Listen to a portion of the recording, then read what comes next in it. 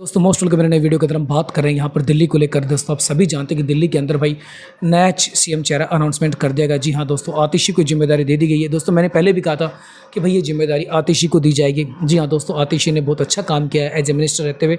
सो अरविंद केजरीवाल ने ये जिम्मेदारी आतिशी के कंधों पर दे दिया है। आतिशी ने उसके बाद काफ़ी भावुक इमोशनल अपील की। आतिशी ने कहा है कि भैया ये जिम्मेदारी मैं कुछ समय तक निभाऊंगी, उसके बाद दोस्तों वापिस ये जिम्मेदारी अरविंद केजरीवाल को निभानी है। दोस्तों हम सब जानते हैं कि दिल्ली के अंदर अरविंद केजरीवाल कितने लोकप्रिय नेता हैं। दोस्तों उनके सामने भारत के जो प्रधानमंत्री नरेंद्र मोदी हैं वो भी दिल्ली के अंदर नहीं ठहर पाते हैं। जी हाँ दोस्तों, जब भी विधानसभा के चुनाव हैं नरेंद्र मोदी को हमेशा हार का सामना करना पड़ा है अरविंद केजरीवाल के सामने। तो दिल्ली के अंदर तो सिर्फ एक ही व्यक्ति है जिसका लोग दिल्ली के दिलों पर राज है, वो अरविंद केजरीवाल है। बेसिकली तो अरविंद केजरीवाल ने आज खुले रूप से चुनौती पेश कर दी है।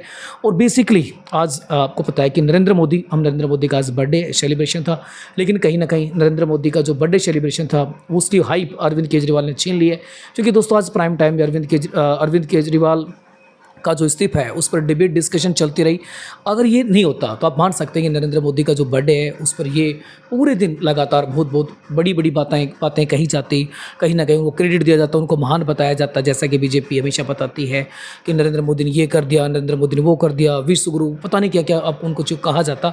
लेकिन भाई यहाँ अरविंद केजरीवाल ने मास्टर स्ट्रोक चलकर बेसिकली प्लानिंग के तहत आज ही के दिन अपना जो त्याग पत्र वो सौंपा। तो प्राइम टाइम के अंदर बेसिकली अरविंद केजरीवाल छाए रहे और कहीं ना कहीं जो नरेंद्र मोदी था उनकी हाइप, उनके जन्मदिन की हाइप को बेसिकली कहा गया। कांग्रेस भी कहाँ पीछे रहने वाली थी भाई, कांग्रेस ने भी आज स्पेशल बेरोजगारी दिवस को ट्रेंड कराया गया है। दोस्तों कहीं ना कहीं ये अब मैं मान सकते हैं कि सबसे जो कमज़ोर पॉलिसी रही है, जहाँ बीजेपी हारी है, नरेंद्र मोदी हारे, युवाओं के साथ छलावा किया गया है। जी हाँ दोस्तों, जो यूथ है, युवा हैं, उनको रोज़गार को लेकर बीजेपी ने बड़े बड़े दावे किए थे, बड़े बड़े ड्रीम दिखाए थे, सपन दिखाए थे, लेकिन ये एक ऐसा फील्ड रहा जिस पर बीजेपी ने कुछ भी काम नहीं किया। दोस्तों यूथ है, उनकी लाइफ को बर्बाद करने में सबसे बड़ा रोल प्ले किया है तो बीजेपी ने किया है। गवर्नमेंट जो जॉब्स थी उनको ख़त्म कर दिया, नए जॉब्स क्रिएट नहीं किए, और जो भी जॉब्स थी दोस्तों उन पर मैं कहता हूँ ताला लगाने का काम किया। इसलिए नरेंद्र मोदी का बर्थडे हमेशा बेरोज़गारी दिवस के रूप में ट्रोल किया जाता है। दोस्तों सही भी किया जाता है, क्योंकि इस मामले के अंदर बीजेपी टोटली फेल हो गई। और जो यूथ था, जो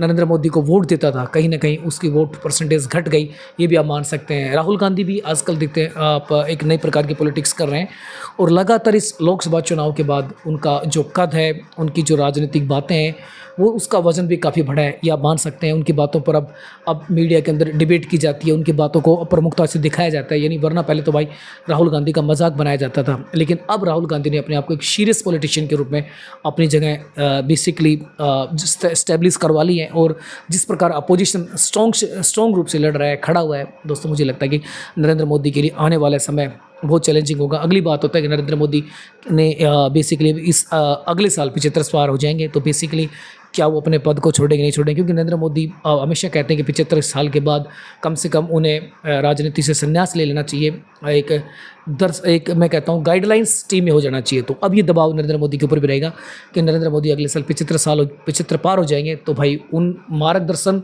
मंडल के रूप में हो जाएंगे नहीं जाएंगे। क्योंकि आपको पता है लाल कृष्ण आडवाणी को भी उसी मार्गदर्शक मंडल के अंदर भेज दिया गया। अब नरेंद्र मोदी वहाँ जाएंगे कि नहीं जाएंगे, हेल्दी रूप से ठीक है, कई बार उनके मोर के साथ और अभी गाय के बछड़े के साथ फोटो कॉपी अच्छी थी, लेकिन भाई वो बात नहीं चलेगी। यहाँ तो 75 साल के बाद आपको मतलब छोड़ना है तो छोड़ना है। अब बात होगी कि नरेंद्र मोदी कहते हैं या अपने ऊपर लागू करते हैं, नहीं करते हैं। अगली बात करते हैं कि बीजेपी के लिए आने वाला समय तो बिल्कुल अच्छा नहीं है। दोस्तों हरियाणा के अंदर चुनाव है, हरियाणा के अंदर बीजेपी की बिल्कुल हालत ख़राब है, जम्मू कश्मीर के अंदर बिल्कुल बैकफुट पे है, और झारखंड की बात करें तो वहाँ भी हालत बिल्कुल ख़राब है। तो दोस्तों इन तीनों ही राज्यों में बीजेपी का जीतना बहुत इंपॉसिबल लग रहा है। अगली बात करते हैं अगला जो मुकाबला होगा महाराष्ट्र में भी बीजेपी के लिए जीतना बहुत मुश्किल है। और उससे अगला जो मुकाबला आपको पता है फरवरी के अंदर होने वाला दिल्ली, तो दिल्ली के अंदर तो एक ही किंग खड़ा है, वो है अरविंद केजरीवाल, और उन्होंने कह दिया कि अब वो बिल्कुल बैकफुट पे खेलेंगे।